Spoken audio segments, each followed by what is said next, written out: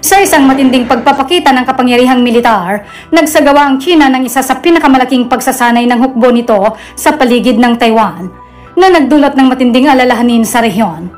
Sa pagsama ng 125 na eroplanong militar at 34 na sasakyang pandigma, kabilang ng aircraft carrier na Liaoning, mabilis namang nagpatrolyang Taiwan upang tiyakin ang seguridad nito.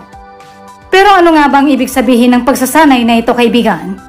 Isang simpleng pagpapakita lang ba ng lakas o may mas malalim pang mensahe? At anong magiging epekto nito sa atin kapag sumiklab ang digmaan? Pero bago yan huwag kakalimutang mag-like, subscribe at kalimbangin na rin ang notification bell para laging updated ka sa ganitong klaseng video. Ang mga war games ay kasunod ng kontrobersyal na talumpati ni Pangulong Lai Ching-te ng Taiwan. Sa kanyang huling National Day Address, tahasan niyang sinabi na walang karapatan ng Beijing na katawanin ng Taiwan at nanindigan